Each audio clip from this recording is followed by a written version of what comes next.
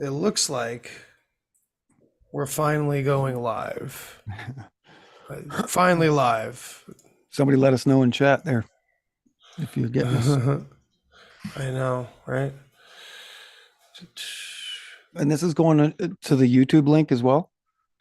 That's right. Yes. So I'm sending some of my haters there. please do. And I saw you, and I saw you do that, and I was liking the comments that you were leaving. And I just hope it's not falling on deaf ears. I hope people are hearing it and seeing your comments, like I do the same thing, People don't people don't often want the whole truth. They want to be entertained. I was told today, just put out compelling content. And compelling means like provocative. Yeah. Yeah. And I tend to not if you're bored by the material that we're presenting, then go listen to something else because it's not for you, right? And that's fine. Teach their own, but we're trying to cause a stir about our own damn history, So I think it's worthwhile. But it looks like we're finally live, and we can get into it because we are now on chapter 7 of this saga, the philosophy of law. And we're still with Brandeis. We're still with our friend Louis Brandeis. Yep. And I was just going to say, as we start here, that this will be kind of the last of Brandeis that we talk about, and then we're going to kind of break away from him, even though he's still very influential in the last 3 episodes, but probably won't put him on the cover of the next thumbnail because we're going to get into how they founded the Association of American Universities, and that's all fully based in everything that we're going to cover here. Is my audio okay? Does that sound too tinny to you? I don't think so. You sound good here. Okay, I'm going to roll. So all right, man. We've got, I built into the minutes here. We were going to talk a little bit about last week. I worked that into the story. So let's talk just quickly about this picture that I created today, because this is kind of sums up everything that we're going to learn by the end of this episode here. We're going to understand, the social aspects, the philosophy, the prevailing philosophy that really steers and controls Western society. And, they talk about invisible prisons and prisons without walls. And we talk about the matrix. Well, really that's all just about the social contract. And as we've gotten deeper here, the closer and closer we've gotten to the very founding of our social contract. And tonight we're going to hit the nail right on the head. We're going to hit it a bullseye and show you exactly where it originated. And at the same time, we're going to combine my research of, modern history with yours. And it's going to ancients. Yeah. And we're going to meet in Sweden, strangely enough, Sweden, Northern Prussia, that southern shore of the sea there, that was at one point in history, Swedish land. And so we're going to go all the way back there, believe it or not, for the origins of basically all of Western culture. And we have documented our way through this. You'll see that I'll leave no doubt in your mind as to where our culture comes from. And it's surprising. It's something that's never taught in school. This is probably one of the morals of this story is why is it that we don't know this? I've got a lot of people incredulous to this information. I'm going after progressives online right now, people that are sharing like they're progressive socialists, they're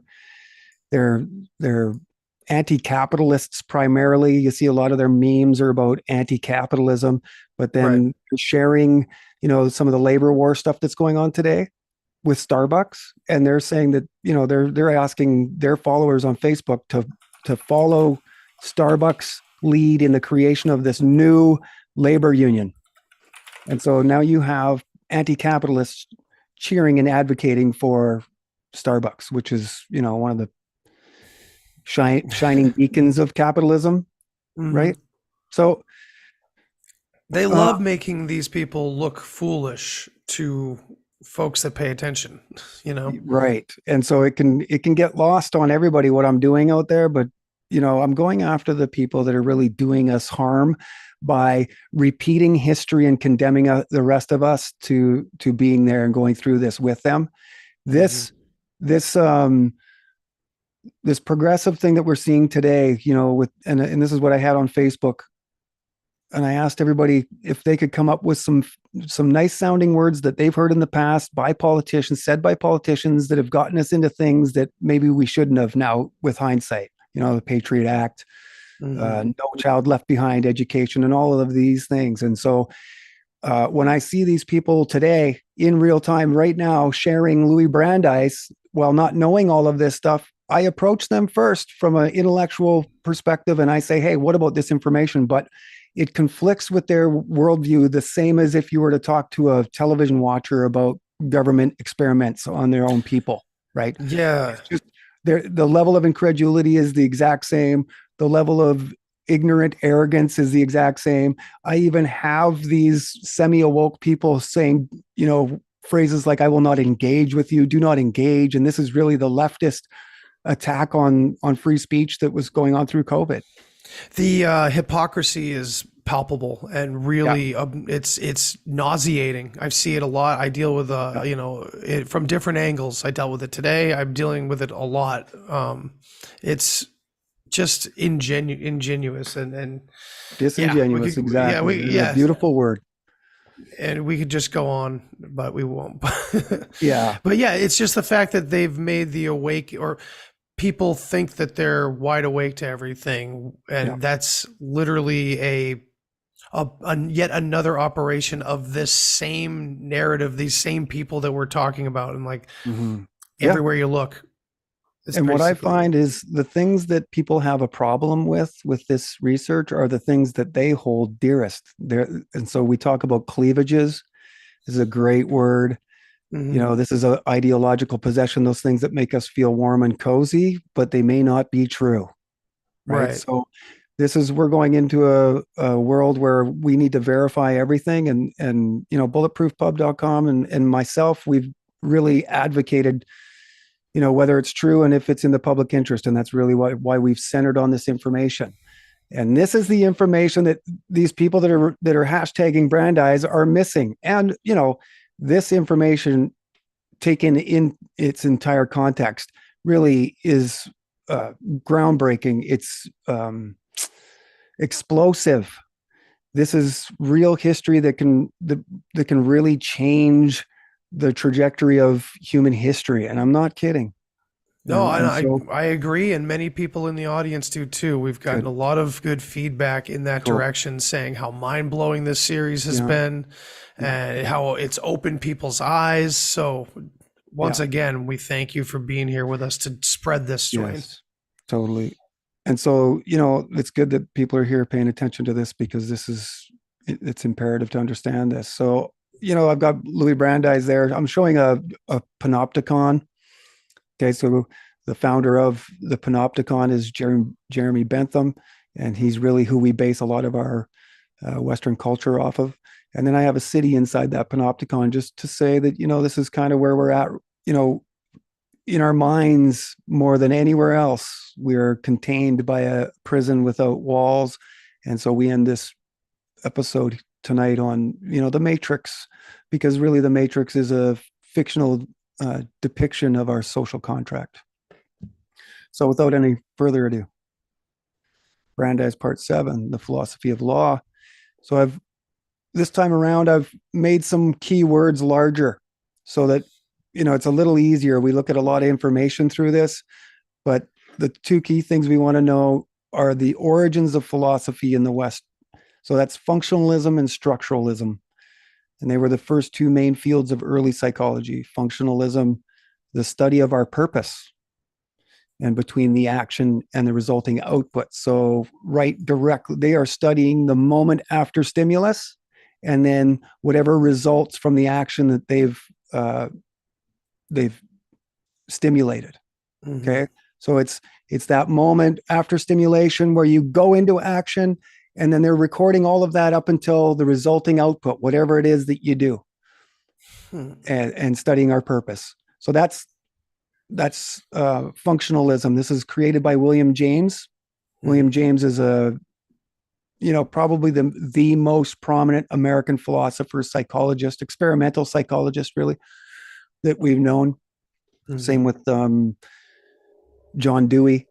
John Dewey, we look at as a philosopher and an educational reformer, but he's really a part of this experimental psychology group of people, and it all comes from the same place. So it's William James's functionalism is based in Darwinism, and it approaches the mind as a functional tool adaptive to external stimulus.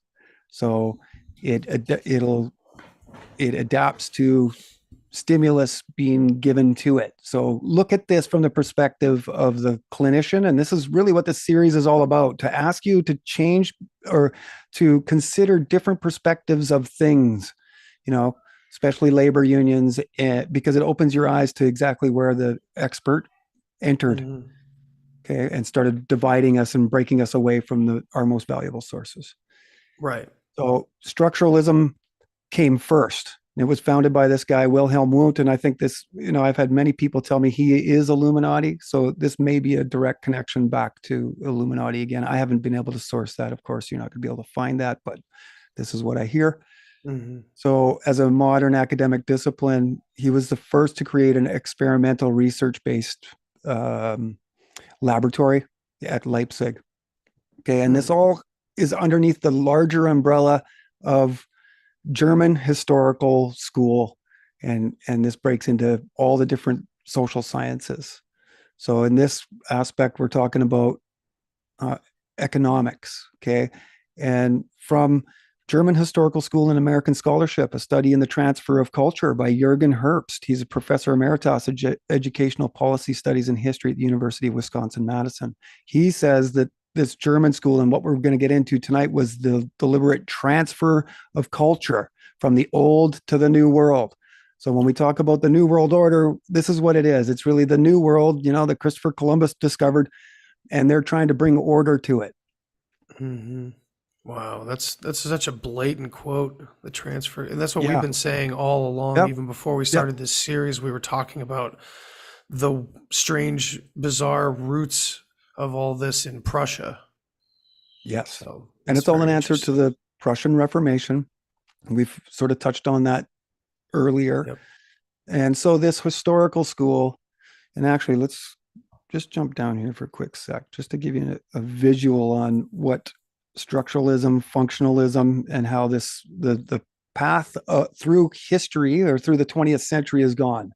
So Wilhelm Wundt, you can see at the top right, is the first founder. He is the father of experimental psychology, and everything comes after. Now, the green arrow going down is just showing time. So William James, and we'll get to another chart here that shows that he comes in just after Wilhelm Wundt. He creates an experimental laboratory in Harvard as well, a few years after. And then you can see how that turns into, Freud, Carl Jung, and then we get into the behavioralists, B.F. Skinner and his Skinner box, John B. Watson, and you're into cybernetics here too, because they're using mice, automated little mice in mazes. Claude Shannon is the guy that I'm trying to think of. And then the cybernetics is, all sort of based in their behaviorism. Okay, so these are the founders of American psychology. And I know I'm talking about psychology, but it's all the same thing. Psychology is economics, is history, is anthropology. These are all social sciences. And together, social sciences create an overall philosophical view. Okay. Correct. So this German historical school that's so influential on our world today can be broken into three different schools, and it's basically a timeline. The older school is made up of the founders of this early 1800s. And then there's a younger school, and then the youngest school. And you can see Max Weber is there. And most people would know who Max Weber is because he's the most influential social scientist in the 20th century, but he's directly coming out of this German historical school from 100 years prior to him. Okay, and these are considered throughout these three eras. I'm not going to pronounce the German, but they're all advocates of state socialism. That's what this is all about. So you want to talk about National Socialists in Germany? Here's really the founders of it. They were social politikers concerned mainly with Prussian national social policy reform. So this is another key phrase that everybody needs to remember. This is how they're changing and bringing in all of this reform is because their number one interest is national social policy reform. So this policy emanating from much heralded and respected at the time German universities at Göttingen, Berlin, Leipzig, Heidelberg. So it's the prestige of German intellect and technology. There's a few waves of it, and still to this day we covet the BMW and the Mercedes-Benz and German technology, and it's much the same back then. American universities didn't offer social sciences. This social sciences is comes directly out of all of this reformation of the Prussian society first. So it's revealed in Brandeis Part 6, last episode, The Science of Law. The founders of sociology, Ross, Small, Ward, and Howard, nearly to a man, following the completion of a liberal arts degree in the U.S., attended prestigious German universities, receiving PhDs under eminent German liberal professors, progressives. So prestigious. Prestige means to trick or fool. But I see it even on the websites today. They talk about the prestige of Ivy League, right? But go look up the definition of prestige. It means to trick or fool. There was a movie, I don't know, in the 90s or early 2000s called Prestige. Yep. Yeah, excellent about movie. Two magicians, right? Yeah, it's all about sleight of hand. Yeah. Misdirection. Yep. The real essence of magic. Right. So then these guys that are studying over in Germany, they come back to America, and they actually found the entire academic field of sociology, or what they called then the social sciences. We showed how these founders then joined with Nathan Roscoe Pound, Phi Beta Kappa, Dean of Harvard Law School, 33rd degree Master Mason, in combining their social science with a new philosophy of law, founding our modern sociological jurisprudence. So that's just sort of catching you up on what was happening last week. And now we just emphasize or add to that. In this study, we consider the philosophical influences, not the scientific, even though they all are brought together. This story was so detailed and we needed to hash this out so that it turned into two parts. And so we're just breaking them up just to help you understand this. So we don't, bite off more than we can chew. So we're going to take a lot. Yeah, it is. This whole thing is a lot. And I've really learned to respect that since we started this series, because really smart people have really not had a easy time wrapping their head around this. And it's all about our perspectives. And this is breaking free from all of the sick world lies that they've been telling us, really. You start to, because all conflict starts in our failure to define terms. And if we think one thing by a word and they think the other, that's Aesopian language. And now they can they can exploit you through your vulnerability. So this is why language is so important. And this is why I've highlighted terms here to try to make it sort of fall into place a little easier. So Prussian German intellectuals, mostly from the German historical school, on the founding of not just our Western K through 12 education system, the whole thing, but the fields of American sociology, psychology, psychiatry, economics, and history. And we're looking at medicine too. So this may actually turn into part 9 of our series, is the origins of medicine, because they're there too. Through these books I'm reading, and we've provided the sources here, the social sciences are the most popularly attended by American students. Now, these are the first PhDs ever given, right? PhD system doesn't come from the United States. It comes from Prussia. And these are the very first foreigners to receive PhDs. And they happen to be the founders of our, Western culture here. Right. Starting with our Western. I think people assume K through 12. they don't even think about it. That where does this PhD system come from? Of course not. They're like, well, that's what it is. They don't think about it. We just take all of these things for granted. And this is why it's important to be here paying attention to this, because we can start to see exactly how they've been taking advantage of us.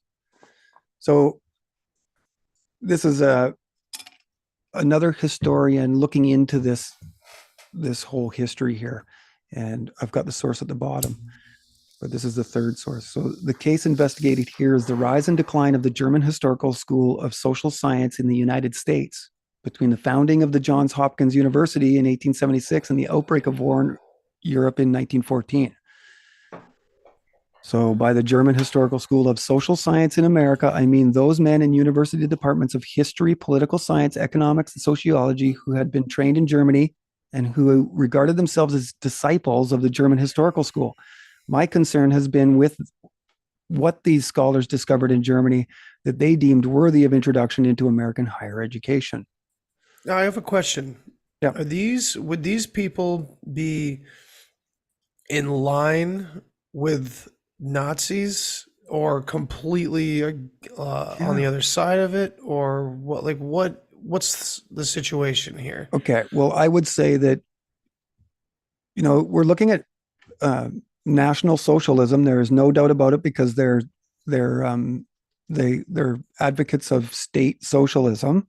Right. And, yeah. when you look at the education system created, it's Johann Gottlieb Fichte is the father of the Western education system. He learns it through University of Berlin under Humboldt, and these are really the founders of education.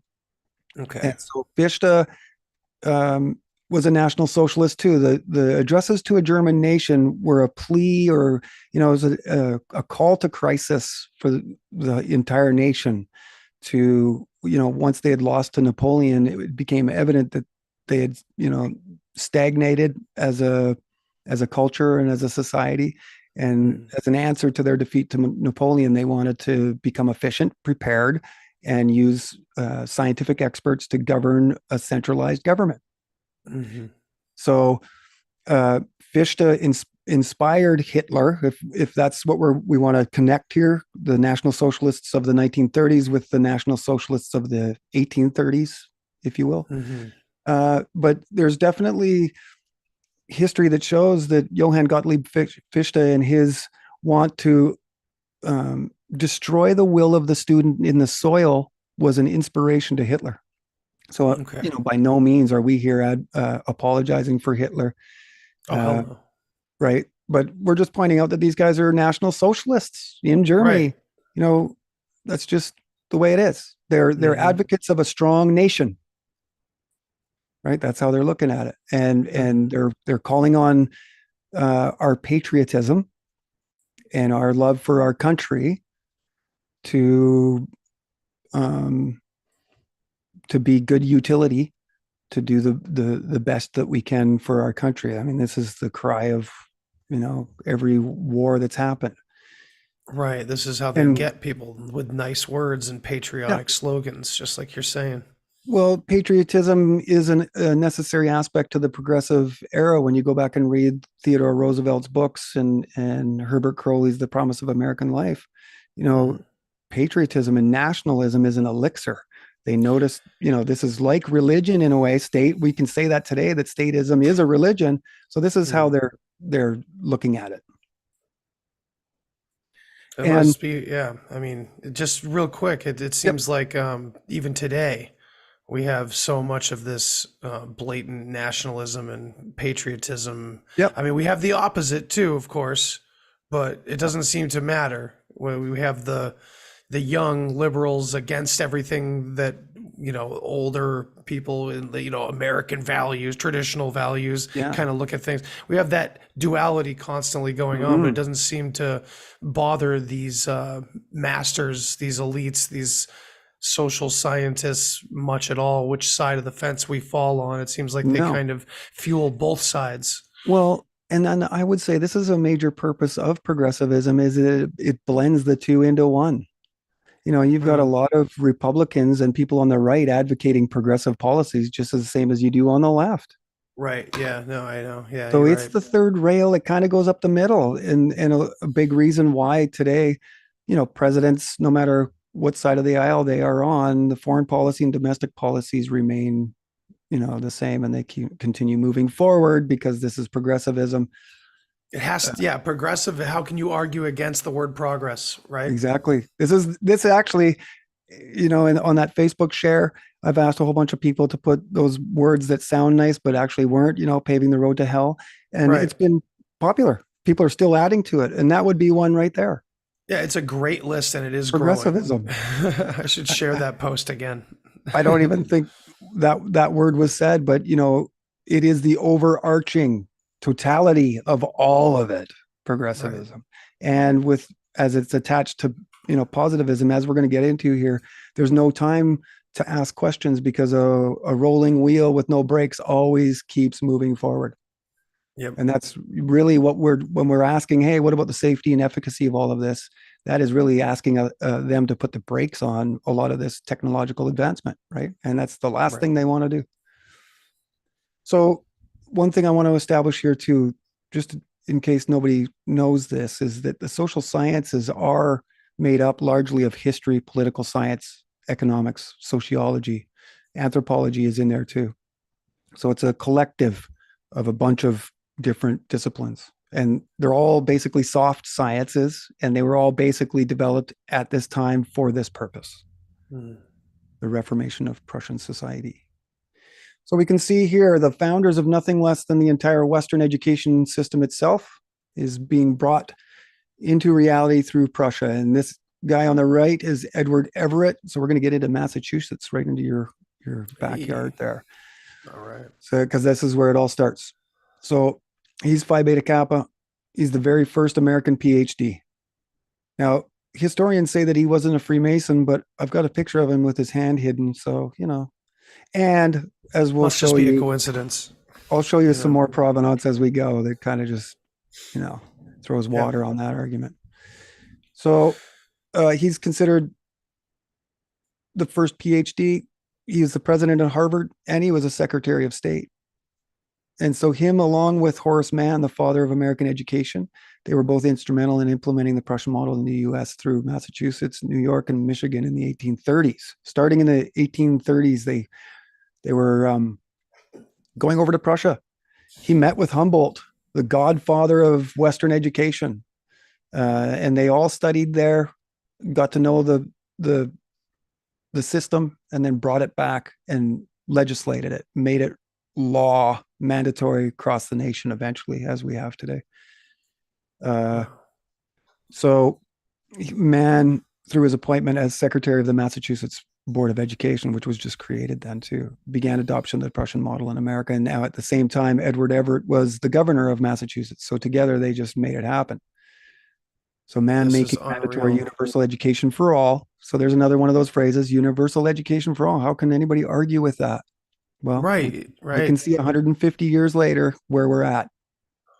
You can look at the charts and the world lists of most educated, and America is routinely near the bottom of all categories. So you'd have to ask yourself why a country that's allegedly so rich and free as America, why we are uneducated largely.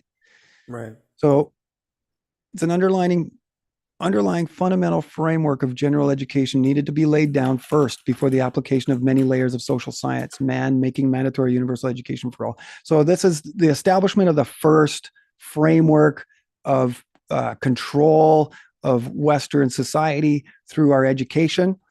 So I stated earlier that the university model, this network, the Association of American Universities, is really how they created this rise of the expert into society.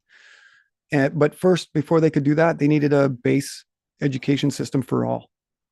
So you can see as the timeline goes, this is the first thing that they lay down, the K through 12, and then higher education comes after. Now, another important thing here to understand is that Harvard was the first university ever in the United States. I've got it written here. 1836. Okay, so that's 140 years before America's even founded. You have Harvard. That's crazy. What did I say? You said 18. 16.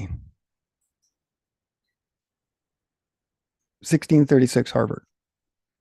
1636. 1636 Harvard. I was like, Okay, Okay, 1636, That Harvard's makes created. that's Now, nuts. 1693, William and Mary College. Now, for those paying attention, William and Mary is where Phi Beta Kappa come from. Now, Okay. then Yale, 1701. Then King's College, which is Columbia, 1754. Then Phi Beta Kappa is created 1776, the same year that America's founded. And then Union College, what we're going to talk about a little later, 1795. Skull and Bones, 1832. Mother of God, I didn't know these details Yes, about and so like we're going to get into all of this in upcoming shows, just how this is all established, and these are the pilgrims, the first settlers of Boston are doing a lot of this, man. So it's crazy that we're doing this through your Deep Share podcast that's in Boston. But yeah, that's pretty crazy. I mean, there's a yep, lot of history here for sure that I've it's taken for incredible, really, man. granted. I've taken for granted over the years, and I've visited every historical place in New England just Right, through field trips and shit like that. right. Yeah, it's an Interesting amazing city. because it's part of the indoctrination when you think about it. Like Yeah, we went to all these field trips and in one way or another, we're just learning a very narrow perspective on these historical events and who these people involved were with every single place I yeah, went. yeah, yeah. Boston is very interesting. Oh yeah, the Tea So we Party and all that. right. There's tons of stuff happening there. The shot Yeah. heard around the world. Oh yeah. It all starts to work into this story too. So we can see it in the timeline when you look at it. There was needed before anything else an underlying fundamental framework of general education for all, no matter sex, creed, or character, before they could then apply the many layered social sciences. Man making mandatory universal education for all, starting in Massachusetts in 1852, exactly 50 years before John D. Rockefeller's General Education Board was established to create the Prussian model across the United States. So, General Education Board goes public in 1852. It gets its charter, or sorry, 1902, Right. got its charter. It became public and started creating our Western education system, like the buildings, right? Building the infrastructure. And so that's exactly 50 years after Horace Mann makes education mandatory. Now there was mandatory calls. Even the founders of Boston, they made in the 1600s there were laws against or laws for mandatory education. The Bible was mandatory reading, and actually the first Bible that was ever created and published in America was in Algonquin, which is interesting. Hmm. It was So in like in the what do you yeah, mean? they'd Like done it a in the language of language? Algonquin. Oh my goodness. Yeah. So to Early help placate or indoctrination. control whatever natives wanted to, you know, not slit their throats, because this was going on there. Major wars, major fights, just ruthlessness happening in and around Boston, all the way up and down the eastern seaboard. And really, this is the English that established this. They're the first to Mm. land on the eastern seaboard, and they take control of it. The French come in through Canada and down through the Mississippi River to Louisiana, and the Spanish, of course, go through the Caribbean. But the English are the one that established the eastern seaboard. This native indoctrination part of the Yeah. story is really it's interesting because this is definitely one of those moments that is a crossover between your research and mine. Mm-hmm. Because where I'm coming from is a number of interviews I've done with people like author Freddie Silva, who's talked to a lot of the natives in these areas, Mm-hmm. and about these things, and like this, claiming this land was called America or some form of the word America long before Vespucci came here, and like that whole idea that Amerigo Vespucci is the source of the name America is like completely false. Mm. And this land was called Amaruka Mm. in accordance with like gods of like the older gods and everything. Mm. And it means land of the plumed serpent, which is Mm. really Oh, it just connects to a lot of older shit. right. And Right. it's just very curious. But yeah, that's a little add-in for later. Mm. So we'll just go through some of these characters, some of the members of this German historical school because I wanted to find out exactly what they were teaching all of these founders of our everything in the West, right? Yeah. And so Carl Nies, and I don't know if I'm pronouncing these names right, but Carl Nies, he's considered a founder. He's one of the members of the older school, and so he writes one of the fundamental books on it. Is all I'm saying there. And then I share some courses that he's teaching. It's all economics and history, so it's social sciences. And then Nies, heavily influenced by Bruno Hildebrandt, who's another founder of the historical school from the older school, who also, as fits the pattern, founded the first statistical office in Bern and Thuringia, and then necessary concomitant, the Journal of Economics and Statistics. So you see this pattern that I first noticed investigating all of these Americans of the 20th century. We see the same thing going on in early 1800s in Germany. They're establishing associations, societies, and then also editors of the journal or the magazine. So we talk about the two aspects of propaganda, institutions and information. You got to have a building and a way to propagate your message. So you can see that that's, what they're doing. So you can see in a reverse way, we're seeing how the Americans followed the model of these Prussians. So here's another guy, Blunchley. He's really, him and Lieber are the guys that establish international law. And it all comes from Prussia too. So they codified the very first modern standards of international law and war. Blunchley writing a general theory of state. So they're theorizing about the general ways that they're going to create a state or have a state run. So Blunchley was a Freemason, Master of Lodge Ruprecht zu den Fünf in Rosen. I don't know, but he's a Freemason. So Blunchley also one of the founders of the Institute of International Law. Today, it's one of the I say it there, the most authoritative World Academy of International Law. So Ratzenhofer, he's a president. He's a military guy. He's not really a socialist. He was a self-taught guy, but genius apparently. And so he was involved in all of this. So he wrote on military law and advocated the philosophies of Herbert Spencer, Charles Darwin, and Auguste Comte. So Herbert Spencer is social Darwinism, survival of the fittest, right? These things that we think are totally discredited today, where they were trying to connect, our animal instincts to the human being. Things that, even your most mainstream historian or, medical practitioner would laugh at today. Survival of the fittest, social Darwinism, right? They're just attaching this idea to American business, Right.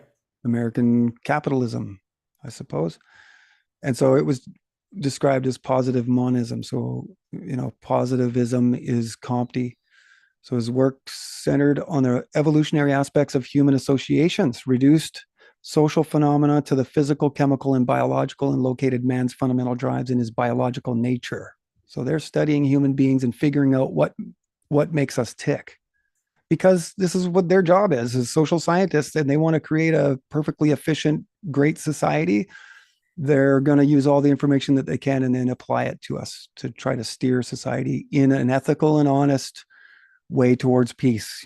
Okay. So well, you can see how like those ethical and peaceful leaders in culture and counterculture, mostly counterculture, probably have been honest most of the time, but it doesn't matter because it's still information gathering for these people. They didn't care what kind of controversial perspectives were being spewed because they wanted they wanted all of it. They needed all of it.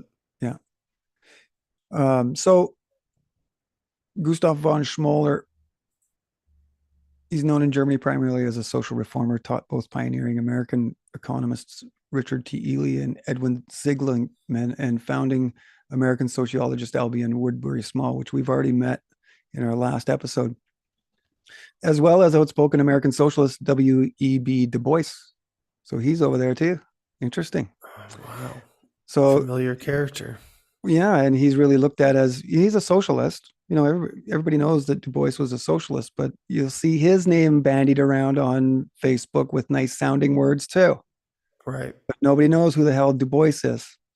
So Seligman, he's a founder of the American Economic Association and the American Association of University Professors, which is what we're going to get into in our next episodes. But Seligman, with the assistance of E.A. Ross, who we met in the last week, the sociologist, founder of sociology, were responsible for America's very first progressive income tax. Wow. So they're coming over here and establishing major things, right? Mm-hmm. Not like they're just coming over and teaching classes. They are establishing our culture. So here's the guy I really want everybody to know, Wilhelm Wundt. He is the father of experimental psychology or scientific psychology. He's a leader in the new psychology of Prussia. He founded the first experimental psychology laboratory at Leipzig around the time William James was doing the same at Harvard. Wundt, he was the one awarding the first ever PhDs to foreigners. Okay, so he's a major factor, and we'll show you here. So both Richard T. Ely and James McKean Cattell, pioneers in psychology and economics, respectively. Should be the other way around. Ely is economics and Cattell is psychology. He's, as we're going to show you, the founder of, you know, a lot of the behaviorists. So other notable students of Wundt's experimental laboratories include pioneers in psychology, psychiatry, and sociology. So there's a list of these guys, and they all come back to America and establish psychology departments in American universities. They'd never had them before. These are the fathers of it. Then they create a journal called the whatever psychology journal, and those start getting passed around between universities and starting to create this network. Okay. But all of these guys so here, nuts. some of these names, some of all these like prestigious schools, they all just yeah, are born right out of the Prussian school. Yep. Like this is nuts. Yeah. And some of those names people should at least somewhat recognize. Some of them I knew when I started coming into this investigation. G. Stanley Hall, Granville Stanley Hall is a name that, you know, we've heard before. Hugo Munsterberg, he's a highly respected psychologist. A lot of these guys are the most highly cited psychologists of the 20th century. These are very influential guys. And so I pulled this out of an American Sociological Review where they were studying this too. I've pulled a couple quotes already. I've read them earlier, and it's there. They wanted to know what they were being taught there and what was so exciting. So I pulled this incredible diagram off. It shows Wundt on the left here, 1850s, and he starts teaching in the 1880s. All of those people in yellow and in red up there are, you know, these founding psychologists. They were the first ever PhDs given to foreigners. And you can see that it's directly underneath the Wundtian tree. This is crazy. Those guys become, especially James McKean Cattell, the next wave of important Wundtians, and Cattell awards PhD, I think close to like 100 PhDs or something in his career. So you can see once they get established in America, they actually put aside the German aspect and they kind of Americanize it. And you can see that all of those guys become major founders. It's not just Wundt, but the entire psychology department is networked across America and goes mainstream. We have William James. This is another famous name in American history. He's one of the great names in philosophy, psychology. He's in Harvard. He's also who Walter Lippmann was having tea with every Thursday, but he's a highly influential person. He's a founder of pragmatism. So we're looking at ends and means. And so I just did a blue highlight there because we can trace that William James through his functionalism, through Edward Thorndike, through Watson, directly to B.F. Skinner, Pavlov, and all of these behaviorist scientists that are studying monkeys and mice and birds and all kinds of things, zoologists largely, and then attributing that information to human beings. Right. So studying us like lab this rats. is incredible. This really and then you see Granville Stanley Hall teaching his own tree. now, but all Hmm. based in Wundtian experimental psychology. So So this is like, I think you and I have talked about this before, but it's like, the public or quote unquote conspiracy theorists or whatever, they get to talk about Operation Paperclip all they want. Nobody yeah, gives a shit. right, exactly. Nobody gives a shit. Nothing happens. No one Nope. goes, "Oh, we're in trouble. They found out about Operation Paperclip." Yeah. No, because Yeah. it Somebody doesn't said to me, matter. This is the real Operation Paperclip. I asked somebody the other day, where did the infiltration of America happen? And that's what they said. Operation Paperclip. It's like, no, it's been going on a lot longer than Dude, yeah, I say that all the time. Like, yeah, I mean, it's like, even we've talked about like, um, what was it? Washington having personal letters about these people coming into the country and things like that, which is very interesting. mhm. So It just goes all the way back. a couple things I want to point out here on that Hmm. chart.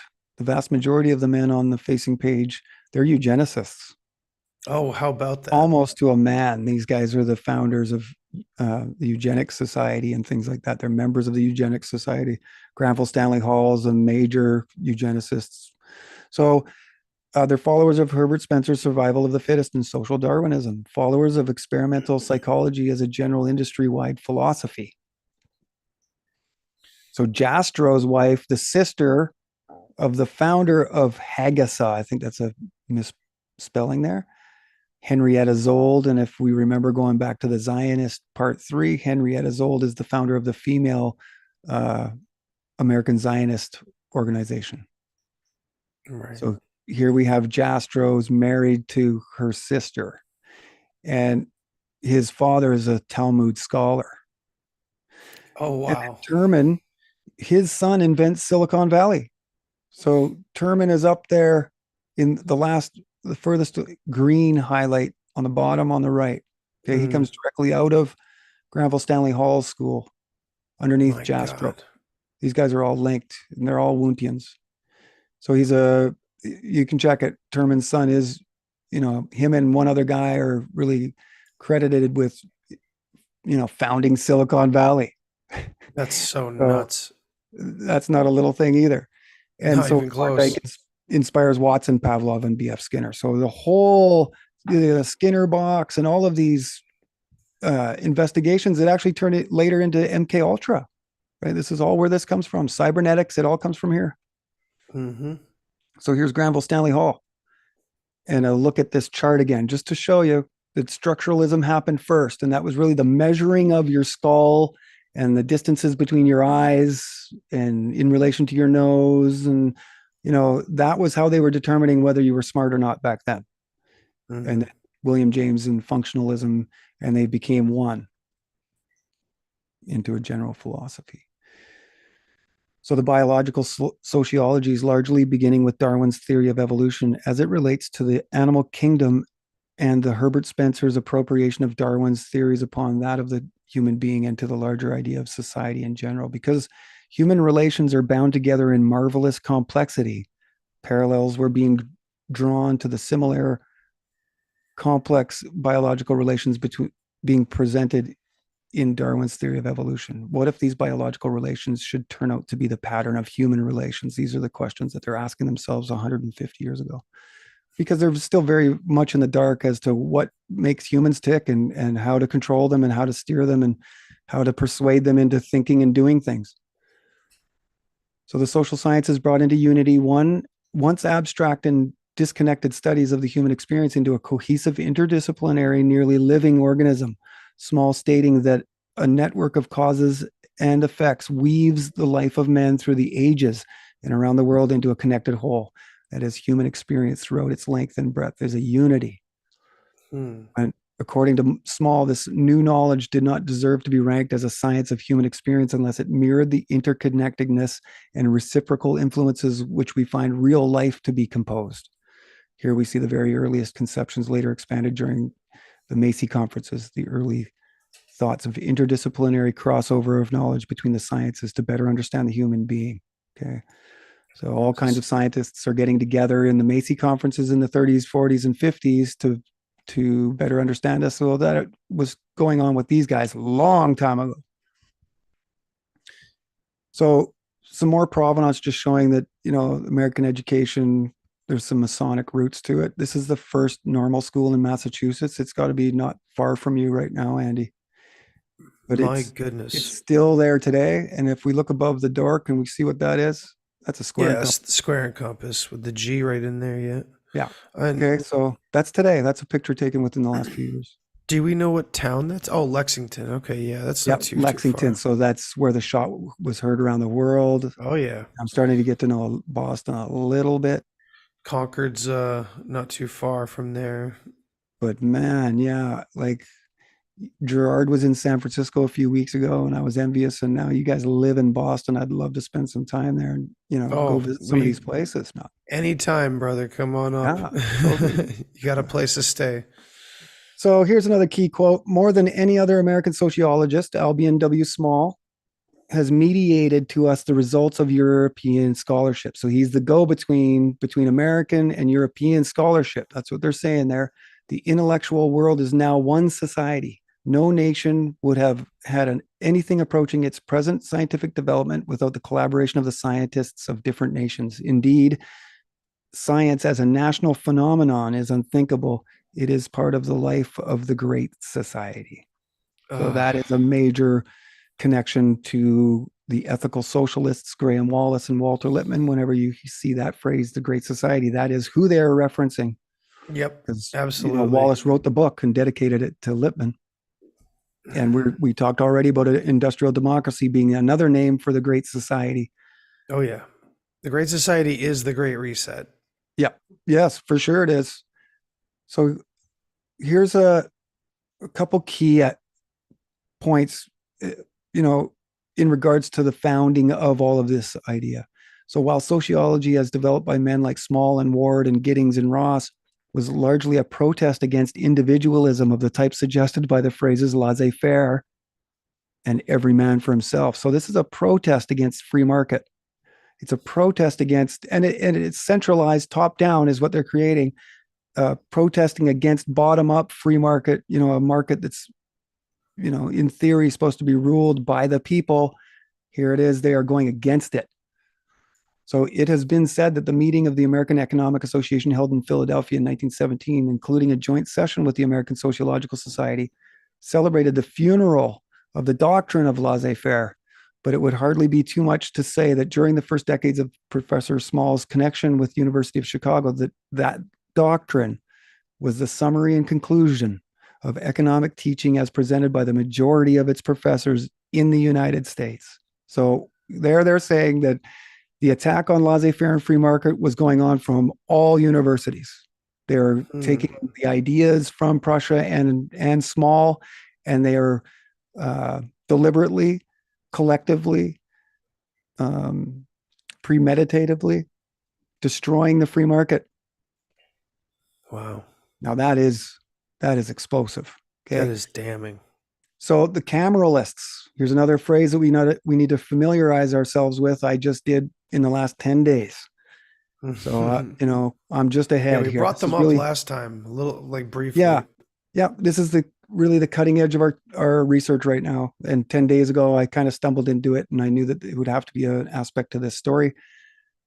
And it's important. So the Cameralists were practitioners of the German science of public administration. Okay, we're public administration.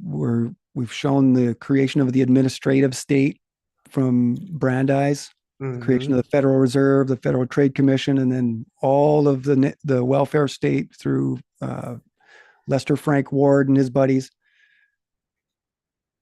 So these guys are really the founders of public administration. They were the pioneers in economic, environmental, and administrative knowledge and technology. So when we think progressivism, we think technology. When we think socialism, we think technology. Now, this will be another brain warper, maybe for most, like it was me, is that the socialists have all the technology people. The socialists are the ones that are at the cutting edge. Right. and they have been for over 100 and something years. And the whole reason behind the advancement of technology is to better control us. I'm telling you, that's at the bottom of the rabbit hole.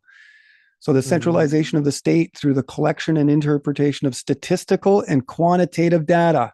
What is that today? But metadata. Yep. Okay. Oh, They're collecting our metadata. They were doing it back then. They just called it statistical and quantitative data. And so here's another moment. Maybe I should reiterate that statistics and facts are not the truth. And quantitative data is not more superior than qualitative.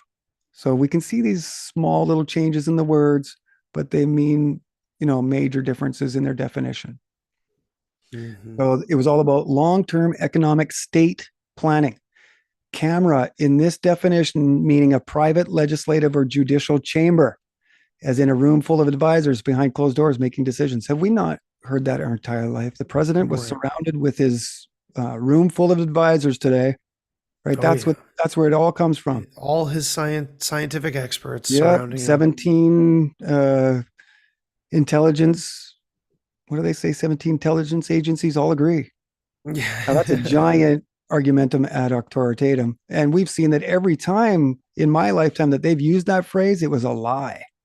Right. Because they used that in 2001 in the lead up to the Iraq War. They'd found anthrax apparently, and 17 intelligence agencies all agreed it was anthrax, yet it wasn't. 17 intelligence agencies all agreed that there was weapons of mass destruction, yet 20 whatever years later, we're still searching for them. Yep. Still no mass destruction. Yeah. So the rise of the expert is what we see here. Interesting also to note that camera in the Latin root means private. Well, to us, camera and private have a very opposite definition. The two nearly antonyms, right? Oh, absolutely. And there's more inversion of language. Yeah. But to them, camera, this is something I just learned yesterday. It's actually a meaning private. And cameralists, it means a private room filled with experts. Oh, wow. And so, I mean, this is where we live today. It was the science of good government born out of the Renaissance, combining the utilitarian agenda of enlightened absolutism with these new ideas in the social sciences. Cameralism consisted of three subfields: camera, economy, and politse, an overall economy consisting of everything that makes up the relationship between the state and society. So basically, social sciences, the study of human beings to make our state more efficient, is what they mean when they say economy. It's all inclusive, not just economy, but all of the social sciences that we've been naming, history, and it's their relations to the state. Okay. Right. So its primary concern was the management of the finances of the state, not of the people, liberating the people, bringing more freedoms, with a goal of certain social outcomes. So here's that word outcome again. We're getting steered so much today by equality of opportunity or equality of outcome rather than equality of opportunity. They're creating the finish line and they're putting the people they want up on the podiums rather than giving everybody a fair deal. But they're doing it by saying they're giving everybody a fair deal. But there's a big difference between equality of opportunity and equality of outcome. So this is pragmatic. Okay, it's ends and means. These are the phrases that really need to be driven home here, is that everything is about the future perfect. Everything's being spoken in the future perfect tense. Right. Right. Okay. Yeah. They're just looking forward to this, this great society. They're waiting for it. Yeah. And that's no different than the socialists' promise of utopia. It's just an image that we try to create in our minds. There's no picture that we can point to and say, here's what it's going to look like. This is how the socialists and this whole new world order has maneuvered, has it not? Build back better. We're not really we're not questioning methods and means, or we're not questioning the ends. We're questioning the methods and means today, right? This is what we're all upset about and up in arms about, is the means to this new society that we're creating. First of all, it's our social contract that we were all born into and never had a say in, but now they're just moving us into some more, tyrannical areas where we're losing our influence and our power and they are gaining it. because it's cyclical. This relationship between the individual and the state, it's cyclical. They're going to try to take from you, and as long as we're not paying attention, they're going to continue to take. And so here we are, year 2024, over 100 years later. We can see that it's getting close to near tyranny. Right. So its primary concern was the management of the finances of the state with a goal of certain social outcomes to make efficient the state's ability to draw from its labor. The idea of statecraft is born here. Okay, the efficiency of the state, preparedness against threats of neighboring countries, to make everyone a utility of the state, to use each and every citizen in a pragmatic means to an end. The ultimate in disrespect, as far as I'm concerned, because it's the very definition of using somebody. When you use somebody as a means to an end, I'm going to use this person to better myself in some way. Well, you're not looking at the human being the way you should be, in my books, in my opinion. Okay. It's very important not to treat each other like an ends to a means. This is one of the rules I live by. So John Dewey enters the story here, one of the most well-known progressive reformers of the era, and one of the most prominent members of the experimental school of psychology of the 20th century. He's an experimental psychologist. There's no other way you can say it. And founder of pragmatism. He's there with Charles Peirce and William James, we've already talked about. These are the founders of pragmatism. So don't worry about how we're going to get there. It may be ugly. Just think about the end, right? And so we've just been filled with a lot of ugly, with no real vision of the end. And now we're starting to kind of see maybe where we're going, and we don't like it because it's certainly not what they promised. We are the children of the future 4 generations later. So after graduating Phi Beta Kappa at Vermont, he attended Johns Hopkins University. So Johns Hopkins and Chicago are the two main German influenced universities. It is through those universities that Prussia comes through, and John Dewey's key at both JHU and Chicago. So Dewey founds the University of Chicago Laboratory Schools, where he was able to experiment on means and method. Dewey's progressive education ideas combined with Horace Mann's Masonic developed normal school system and the whole language approach, while highly contentious when implemented, still very much around today, and found in state standard initiatives like Common Core or products like Hooked on Phonics. Wow. So the masses motivated by nice sounding catchphrases and the promised improvement of education through increased standardization. So you'd have to ask yourself, is it improvement if we're just going to continue to standardize and make all students think and act the same? Is that our definition of better? I don't think so. And as of 2015, the Every Student Succeed Act, the next No Child Left Behind, as the progressive standard of education in America continues to move forward. So there's 3 more phrases, right, that sound good, but we're seeing that they're removing the free will of our children in the soil, not giving them a chance. So no matter who is president, the progressive wheel turns unabated, because while it may not be living up to the expectations of the general public, to these admitted social engineers, this progressive perpetual motion machine has been running just fine, thank you very much, for well over 100 years now. Right. So it's about perspective. That's why it doesn't change people, because they're perfectly happy with it. It's just humming along perfectly. Right. A lot of this is another way to kind of legitimately talking about controlled opposition in a lot of layers. Like, Sure. It's a well-oiled machine on so many levels that you don't really need people in the know. You just need cogs in the machine. Yes. And when the system is doing what you need it to do on so many different levels, there's almost no need for cognitive like cognitive persuasion. But anyway. Yeah. Because it's a distributive network. They're diversified.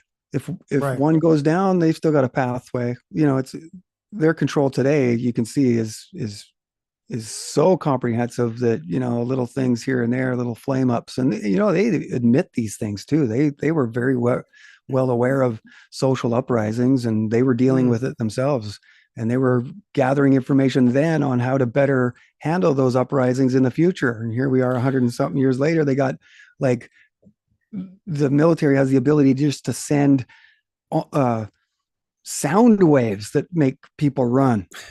Right. Yeah, Right. that's that being using the force, but then there's the other end where it's like the Leninism where it's, to rule or to control the opposition, you must rule it yourself or lead it Yes. yourself. Yep. And that's very much what's happening. We're seeing that all through this. We talked about that a lot the other night on our little Yep. adventure with everybody. Right. Yep. So you can see how they travel to Prussia post grad, where they are then taught the methods used during the Prussian Reformation to then change American society upon return by creating in their own laboratories and establishing the first networks with each other. They become the political philosopher, the thought leader, the entering wedge. Their primary goal is persuasion, and this is the delicate dark art, using their position, their influence, their authority to fan the radical winds of social change, with each positioned at their assigned node within the larger distributive network connecting the nation. So, yeah, you're right on, man. That's exactly to point, because that's exactly what I wrote there to concur with you, right? That's what's happening. So the invention of the social science is absolutely critical in that it enabled these social engineers to study, gather, and compute information, and then from that derive their next steps in enacting change in behaviors through applied science and more observation. The giant feedback loop acting as the social engine to a larger progressive wheel turning to drive that thought home more. Jeez. So the Metaphysical Club, it's Oliver Wendell Holmes, William James, Charles Pierce, John Dewey. So 3 founders of pragmatism, plus the honored guest at the House of Truth. We talked about him last week. He's heavily involved. He's one of the great theorists of sociological jurisprudence, Oliver Wendell Holmes is. So they form a metaphysical club, and this is before the House of Truth. So at the end of the 1800s, Wow. the introduction into America of Prussian philosophy, the transformation of soft sciences, once thought illegitimate, now commonplace, may be one of the largest philosophical operations in human history. This is the introduction of Hegel, Kant, Nietzsche, right?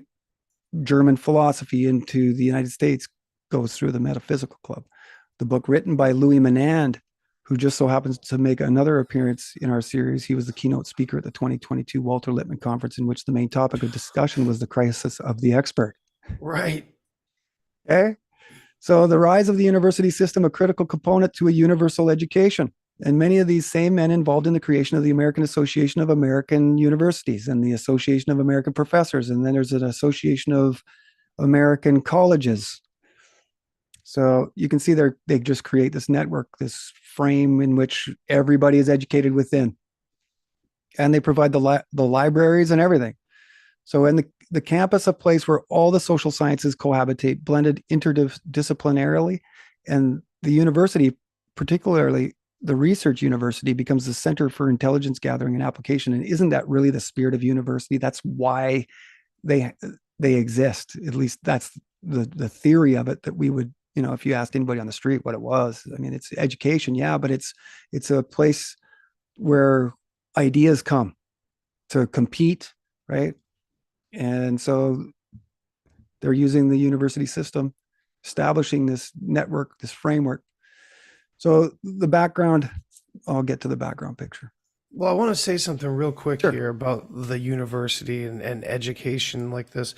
Even in the conspiracy world, we hold so dear to these experts in so many ways. Like I've been getting into it today with Isaac Weishaupt, this guy who likes to spread a lot of Judeo-Christian fear porn. And he's like, I was shitting on him because he was basically saying that Joe Rogan and Cat Williams having this discussion about Thoth from Egypt was so important, and these are the philosophers of our time. And it's like, well, Right. oh yeah, walk right into it. Yep. Right. And so, and the thing is I was like, yeah, Thoth was an alien god, which Joe correctly guessed. And I'm like, yeah, okay, what are you talking about? And he's firing back that Newton believed that alchemy originated with Thoth and that supernatural visitors to ancient Egypt gave it to mankind. I'm like, okay, so we're looking up to Isaac Newton as our expert in this field, and that's all we need to do. Okay. So then we plant our little flag and we just move on. Yeah. And that is bullshit. Right. That's simply bullshit. So Mhm. you heard it right here.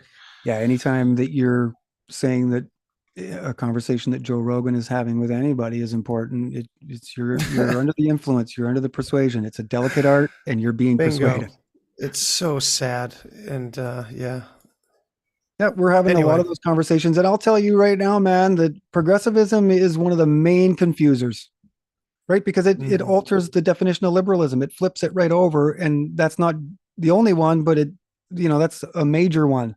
When you have people, millennials, thinking that liberalism is centralized government, and people my age knowing that liberalism really originally meant the classical, emphasis on individual freedom to speak and think, that's a drastic difference. That is polar opposites.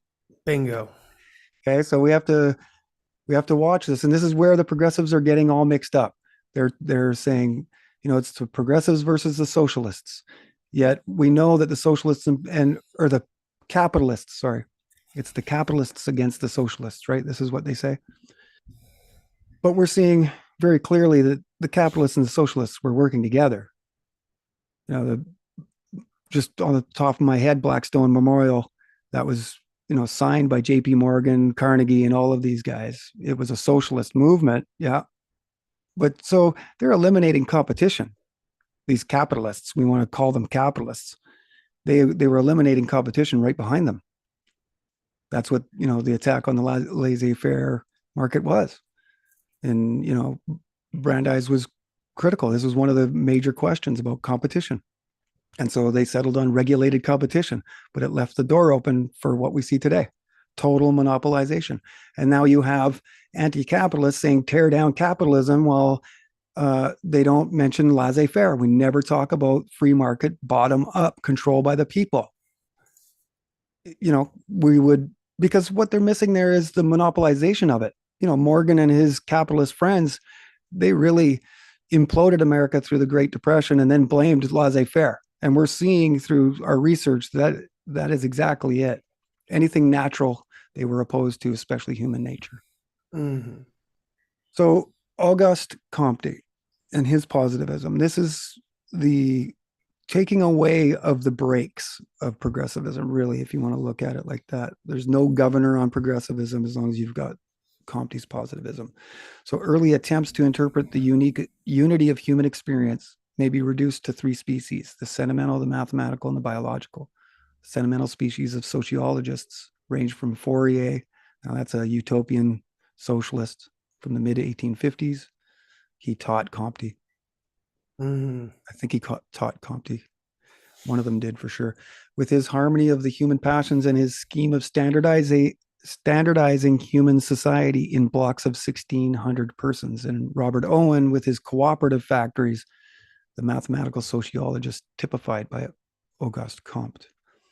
So we're going to make this connection between all of these guys through history, like we've done with the structuralists and the functionalists that turn into the behavioralists. You'll see that there's a ominous continuity that connects all of these philosophers too. So Comte thought of the universe and all it contained as a unity of two complementary systems of mechanism, namely celestial physics and terrestrial physics. Human life, in his rendering, was a vast machine. Social sciences, to Comte, was a technology of social machinery, a handbook of the soulless forces which turned the wheels of the ages. Now, you can't get much more epic than that. And you can't get much more meta and all encompassing high resolution satellite photograph of what's going on. That's it right there. So the universal reciprocity between the parts of human experience, which make life some sort of system of interconnections. In common with sociology, sociological jurisprudence has its origin in the positivist philosophers. And that's Comte, in the sense that each subject has a continuous development from Comte's positive philosophy. So there's a picture of him. He's considered today the father of sociology. So Comte studied directly under founding utopian socialist Henry Saint-Simon. Positivism, or the scientific study of society, was what Comte referred to as the religion of humanity. He named sociology the queen of all sciences and its practitioners scientist priests. Roscoe Pound, describing Comte's social philosophy as a technology of social machinery, a handbook representing the wheels of ages being turned by soulless forces. Now, he mentions that in the scope and purpose of sociological jurisprudence, Roscoe Pound does. So when he's establishing this, he's mentioning Comte in the founding book as an inspiration for it. So there's very little argument. Anybody that has any problems with this, just go look deeper into it. You'll see that it's just really documented historical fact. It's just we've never been privy to it. Now, I will say I included his whole name here because it includes the word Xavier. So those that are out there asking where the Jesuits are, we're seeing some connections here, and maybe that is one. Perhaps. Maybe, right? So Comte's positivism, developed as an answer to the social disorder resulting from the French Revolution, also found fertile ground with the founders of pragmatism, William James and Charles Sanders Peirce, and with progressive federal government administrators like Theodore Roosevelt, Herbert Crowley, and Lester Frank Ward.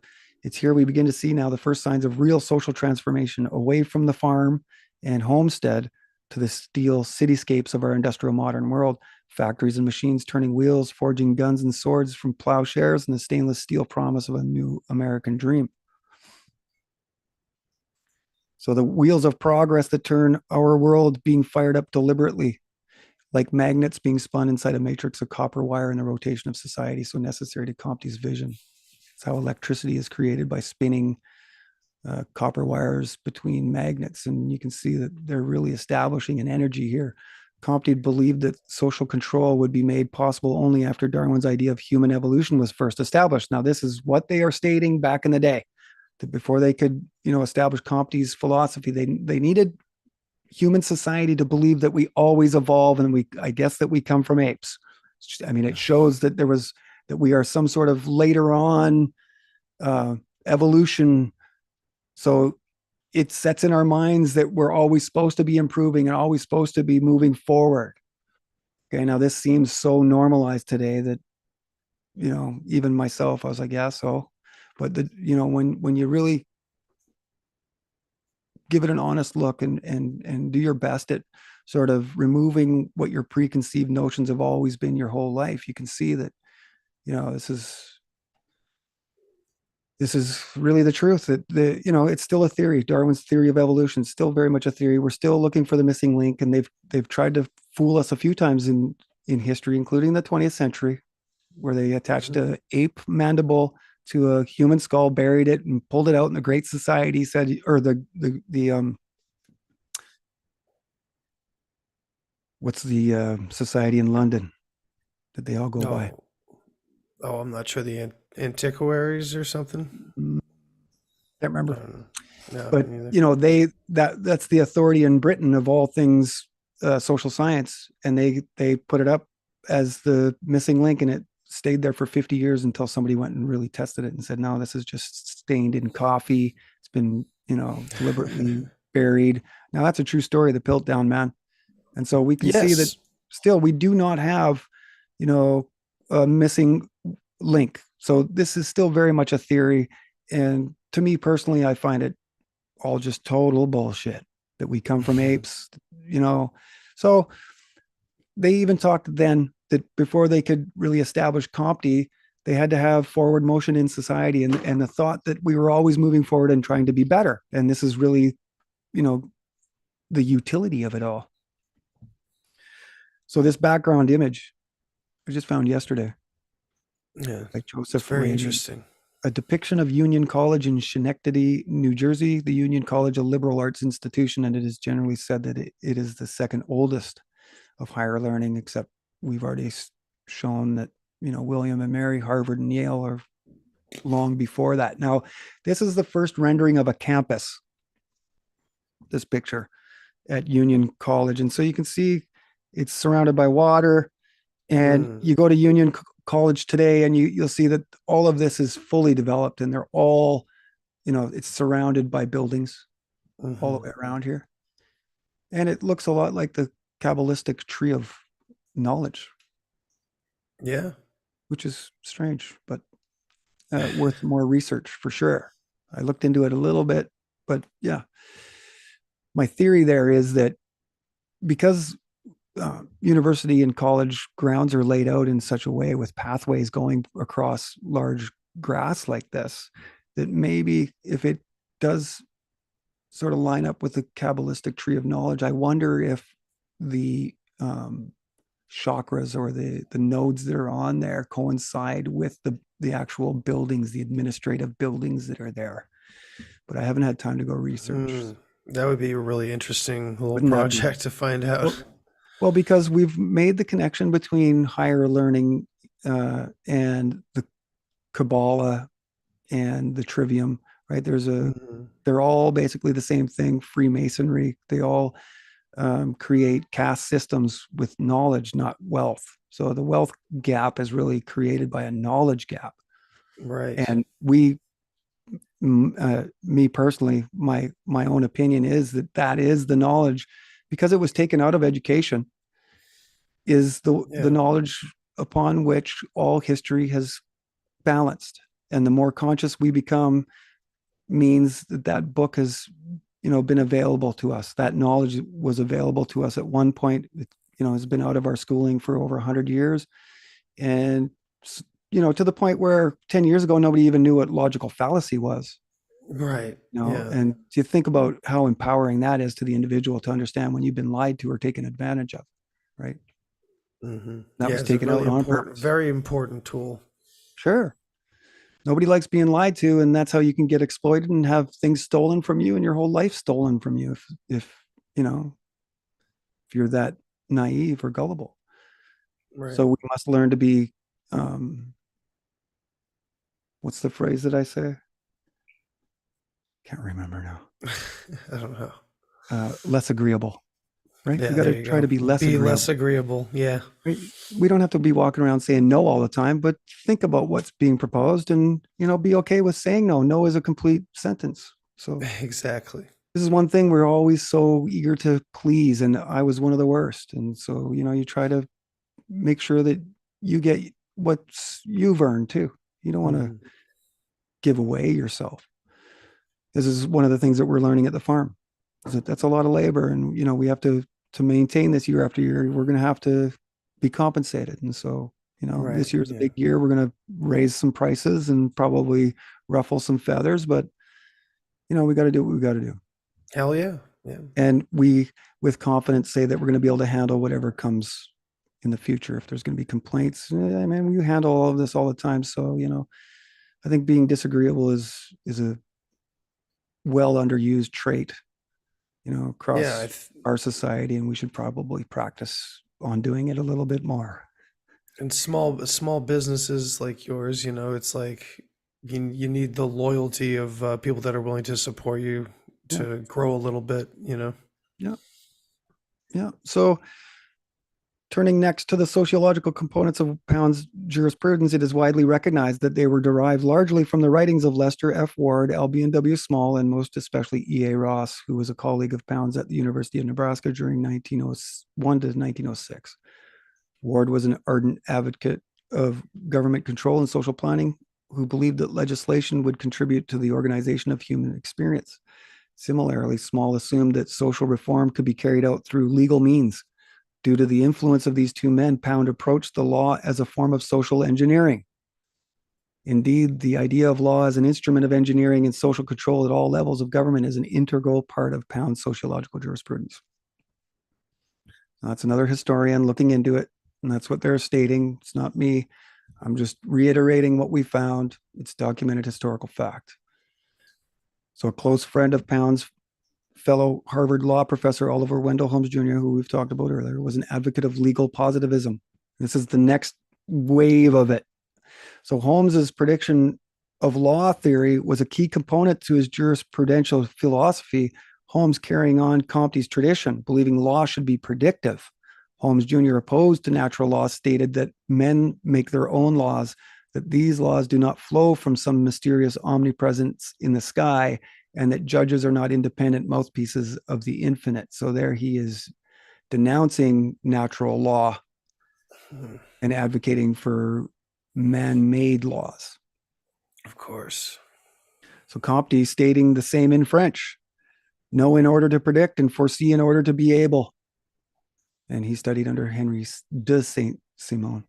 The sociological movement remembered for the crucial ideological support it gave the progressive criticism of the courts and to the expansion of state intervention in the economy. It says it again. So law reigns supreme as the most specialized and highly finished engine of control employed by society. By society. Now that's a major bomb. That's from Social Control, a book called Social Control, a survey of the foundations of order from one of the founders of sociology. There it is.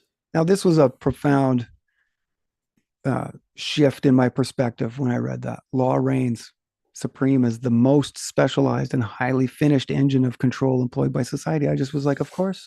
I've just never looked at it in the way of, being used as the New World Order has here. Right. But of course, it's the predominant way to make people do what you want and to create order is through law. This is nuts. So here's Jeremy Bentham. Now here's where it gets nuts. Just as Pound's sociological jurisprudence was the next step within a long line of continuous development emerging from Comte's positivism, so too we can say that Comte's study of society was largely derived from Jeremy Bentham and the larger and longer historical philosophy of utilitarianism, a pragmatic theory. So ends and means again. You see the lining up the same ideas, just like British imperialism, French colonialism, American expressionism, corporatism. It's all about expansion of the world so they can find common ground and agreement on the ends. But this is why you find arguments on the means, even amongst, these social engineers. Right. But the one thing I want people to understand is it's based on outcomes again. Right. It's all utilitarianism. It's pragmatic.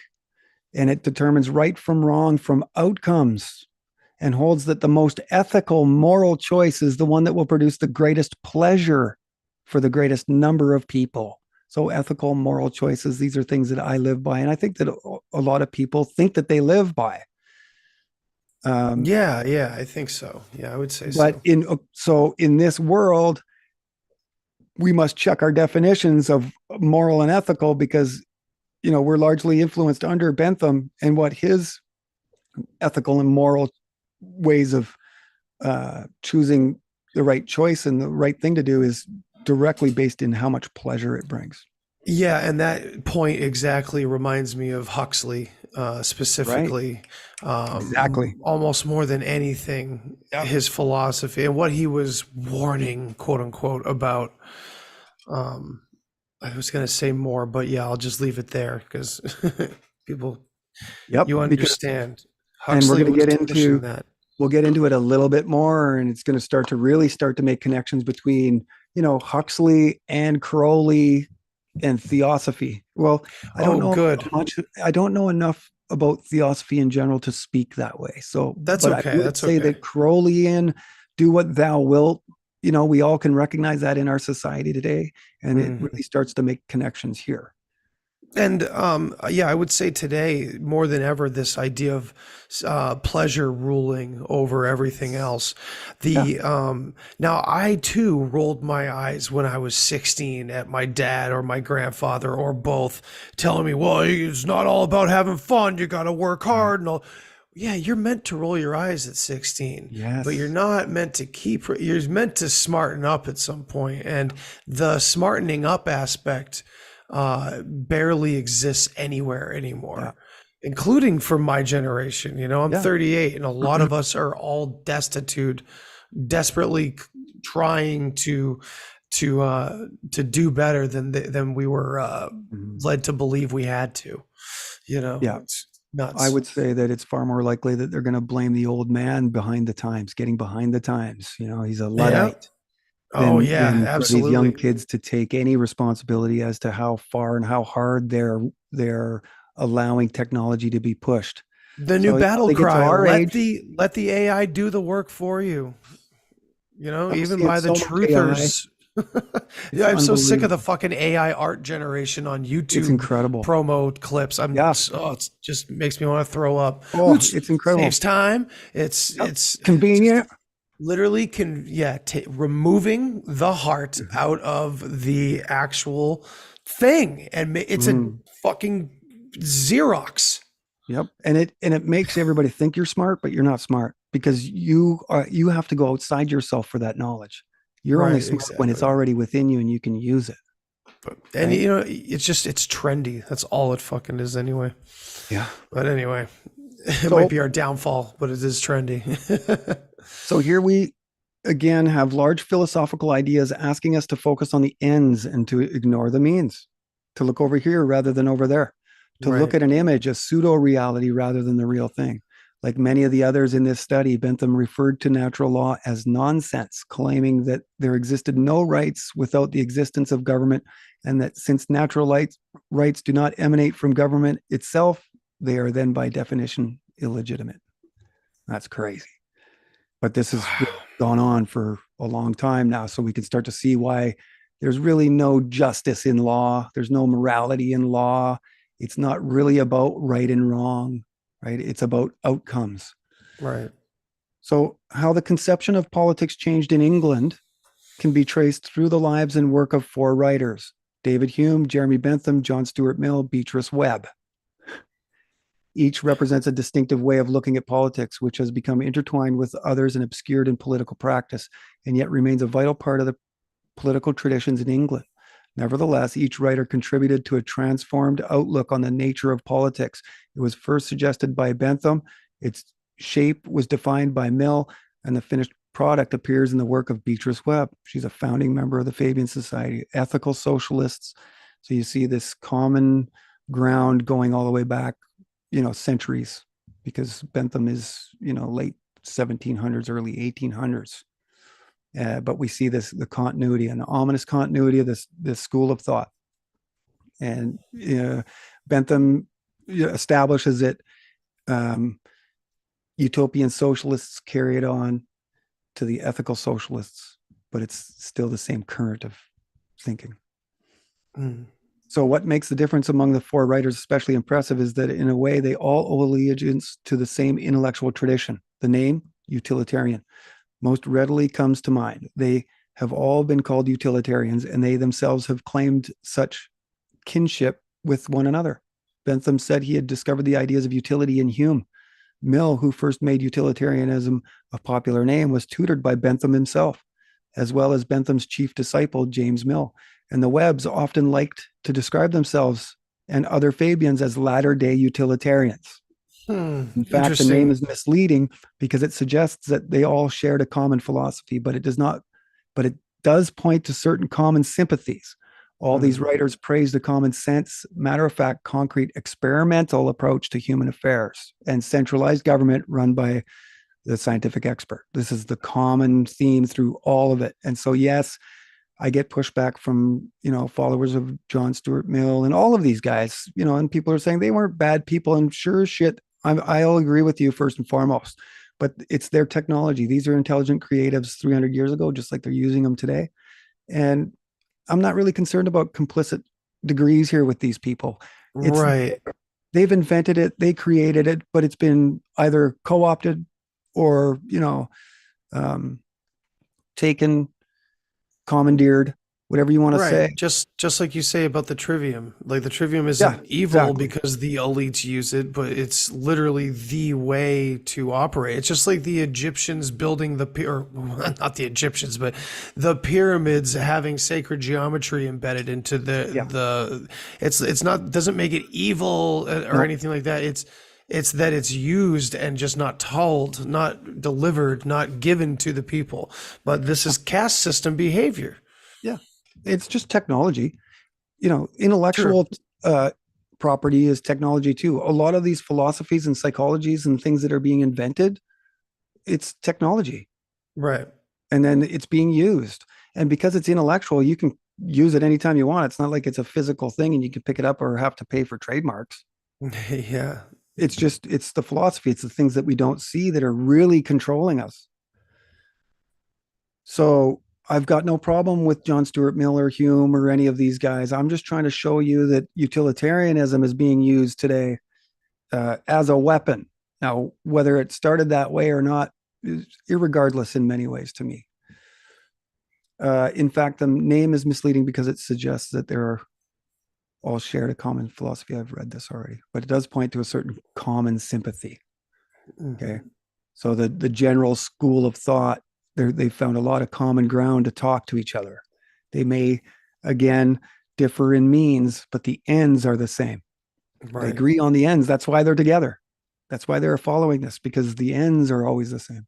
And it's like they sealed their own fate. They're always talking about outcomes. It's like, well, yeah, maybe these people weren't necessarily bad people. And maybe it wasn't their intentions, but guess what? This is the outcome. Yeah, and you're a their step work. ahead of me again here too, because in a bit we're going to talk about that. So that phrase is from The Pursuit of Certainty. That's a good phrase to know, because this is really what they were doing, the pursuit of certainty in law, but in social control. And it's gone on for a long time. So Bentham today considered the father of utilitarianism, and we see his philosophy of law as the main underlying foundational girders of our modern day society.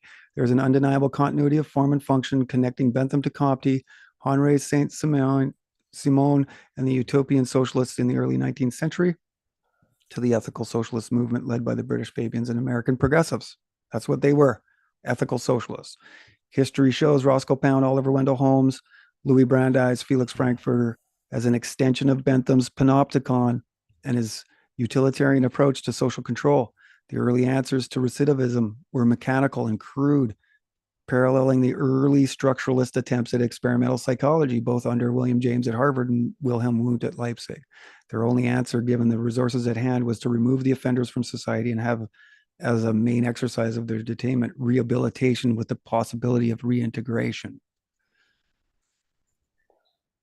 So this is where the panopticon comes in, because that's really what it was. They were locking away all of these criminals with the idea of rehabbing them so that when they returned to society, they were good, law-abiding, moral, and ethical citizens. This is where this idea comes from.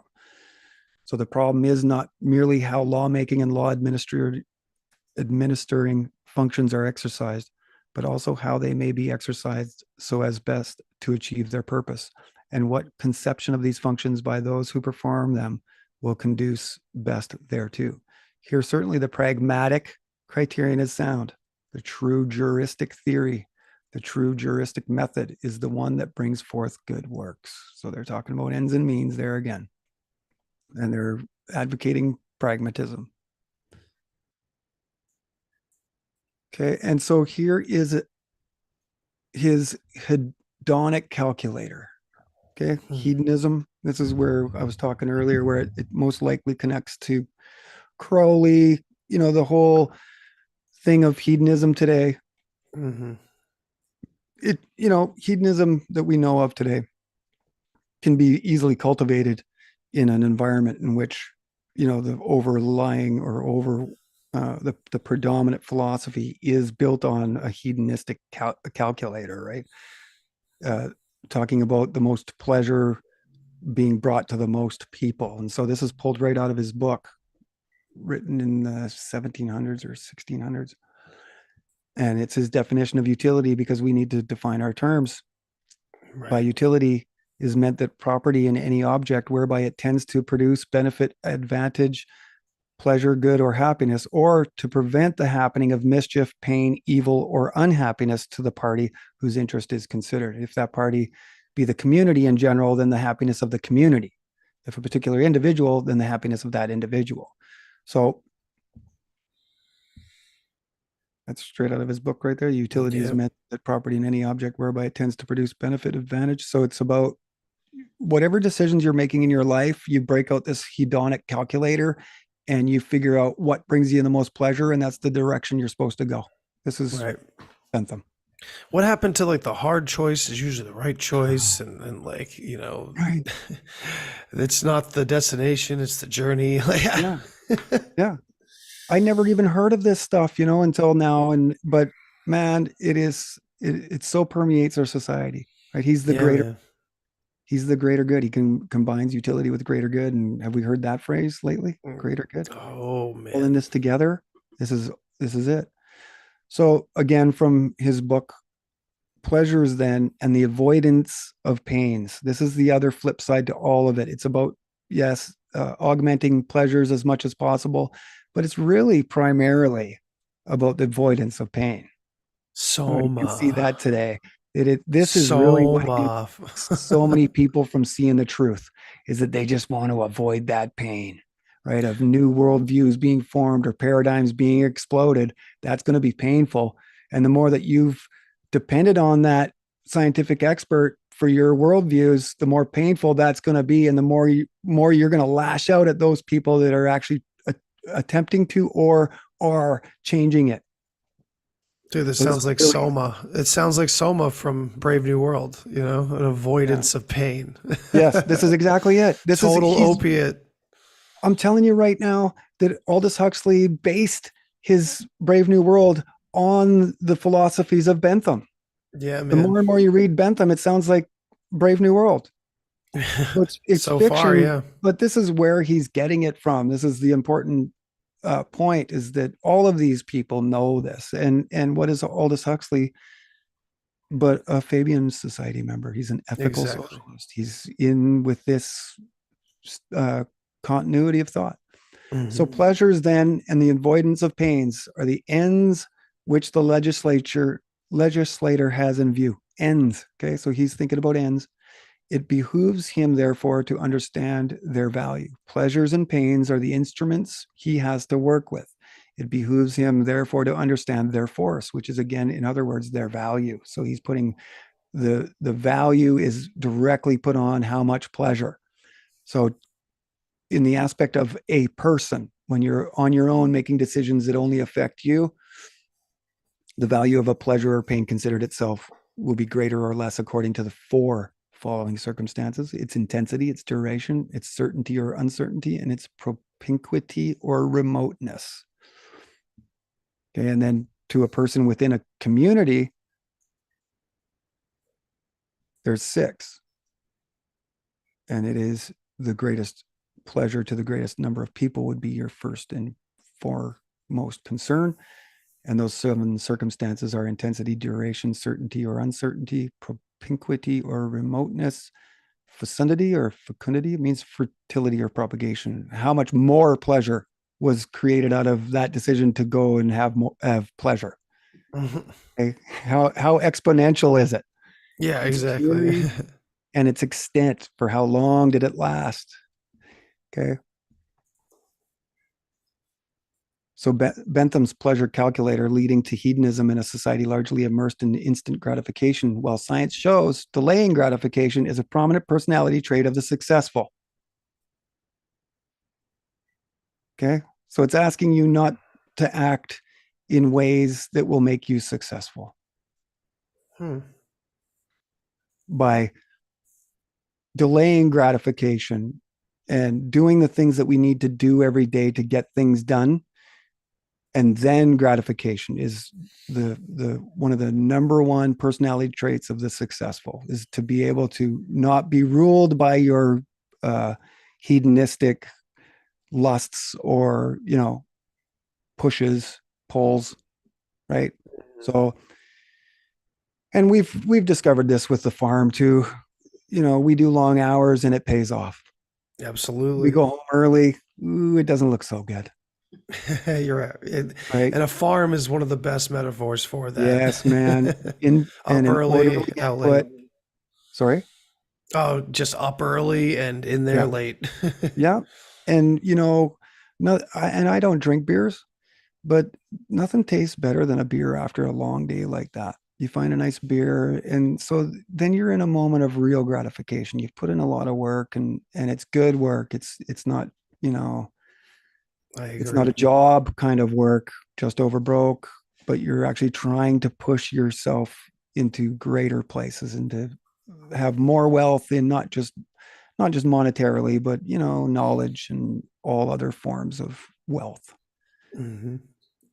So Bentham didn't stop at designing utility in the penitentiary. He looked at the brutalist design of the panopticon as ideal for the housing of the poor: hospitals, schools, factories, asylums, and sanitariums. So you notice that all of those things have the same architecture, same sort of look.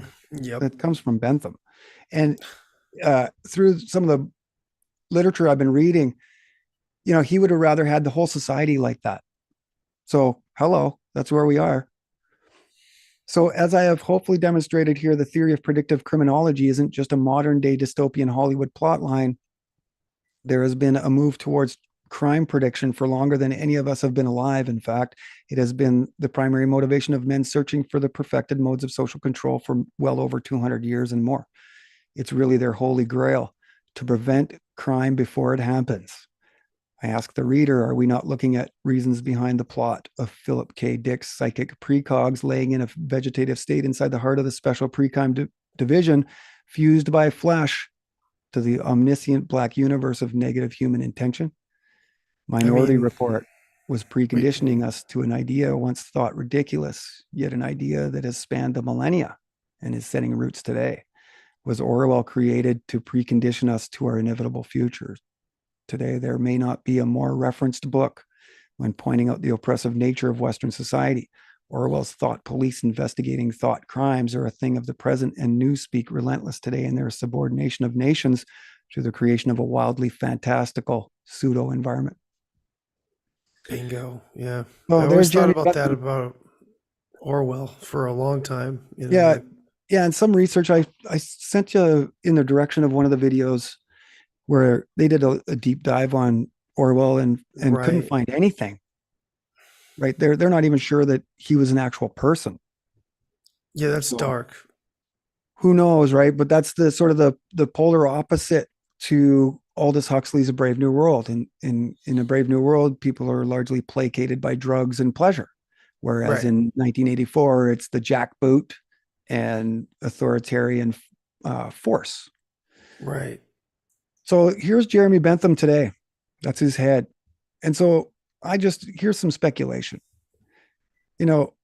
Why would they preserve his head like that? Are they thinking maybe in the future, like they did with that baseball player? Wasn't he a Boston Red Sox? Ted Williams. Ted Williams. They preserved him. So wouldn't these social engineers think about something like that and maybe try to keep Jeremy Bentham's brain around, because hopefully one day he can be a precog to predict crime? I don't know, but that's what I kind of thought when I saw that. But it's strange for sure. Yeah, it's fucking weird. So these people obsessed with living forever. And I threw this in here for you, Andy, the Fantastic Universe Science. This is where Philip K. Dick's story first was published, The Minority Report by Philip K. Dick, in this science fiction comic book. It's not a comic book. It was something that you could, I guess. It's like the pulps, Yeah. It's very cool. Heck yeah.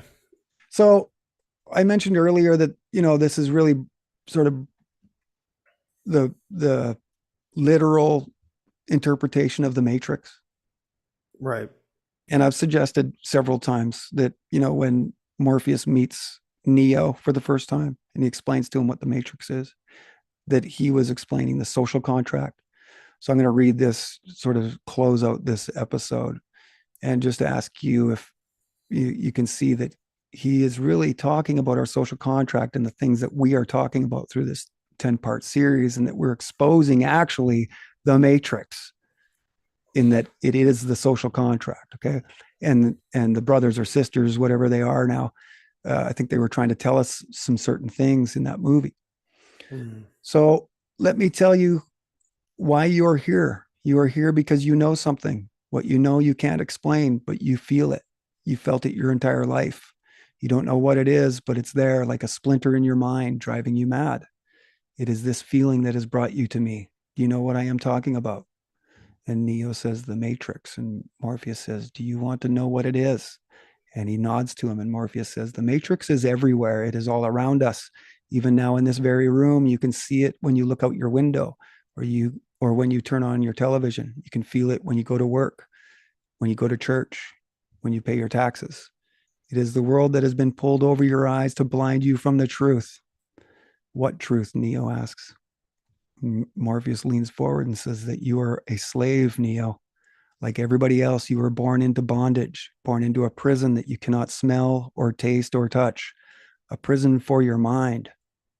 Unfortunately, no one can be told what the Matrix is. You have to see it for yourself. Now we are showing you what the matrix is. Now that is major. We are showing you the creation of the matrix. This is something in the 90s when I went to that movie, I would have been far from understanding. But here we are in my 52nd year in the year 2024, and we're really unveiling, unbeknownst to me, we were just going to look at the sources of the Council on Foreign Relations and the United Nations and NATO and see whose crazy mind all of these things came from. And lo and behold, we were ending up in, early 1800, late 1700 Prussia, Sweden. Yeah. The creations of our social contract. So I hope that up until now, this is part 7. I hope this is now really, by this time, it should be setting in with people that have been watching this whole series, just how pronounced and incredible this information is. And, the more that you ruminate with this information and think about it, the more the solutions to our modern day conundrum come to the surface. We all know that knowing our history can prevent us from being condemned to repeat it. And I fully believe that this is what's inspired us to do our work here and to go into the history. I think that we now are ahead of our time, strangely enough. And we are in a place now where we are waiting for people to grasp the importance of this information and take hold of it, because, like I said, it has the solutions in it. People are always asking me about solutions. Well, there's a lot of answers in this information, just in the fact that we can now identify who our true enemies are, who the true institutions which need to be removed. We can rise above questions of whether capitalism or monopoly capitalism is the issue, or climate change or global warming. We can start to have some real sophisticated viewpoints on how our world was created, which gives us a way better chance in successfully navigating it. So hopefully I've done enough here for you guys to see that how important it is. And I've provided sources at the end again. And I've labeled sources throughout the story as well. But yeah, the panopticon. So that's why we had the panopticon at the beginning, because Jeremy Bentham is the founder of the panopticon. And combining utility with the greater good. And so when we see that today, throughout COVID, it was always for the greater good, for the greater good, for the greater good. We're all in this together. Right. And so you can see that it's been weaponized and being used successfully today. Well, this was a pretty mind-blowing part to this series. Yeah. And I really liked how this two-parter kind of cleaned up. And yeah, this is proving more and more the same pattern over and over and over again as we go deeper into this. It's just all consuming. It's the progressives. It's this concept of the expert on every level of society, on every side of every argument. Yeah. And it's born out of the enlightened absolutists, right? This Cameralists, this room full of advisor experts back in 1700 Prussia, Sweden, as an answer to their collapsing government. So when we see experts say in the headlines, and we see people reference experts say, and I'll follow the experts rather than some conspiracy theorist online, that's all based out of this giant logical fallacy that is, Bentham's utilitarianism. And like I said, both aisles of every situation, even the conspiracy theorists you go to online, half the time at least, is relying on or acting as those experts. And that's it's a long road out of this. It's a long, twisted road out of this whole situation. And I'm really glad that you're here to help us through it, man. I appreciate the work you're doing. Yeah.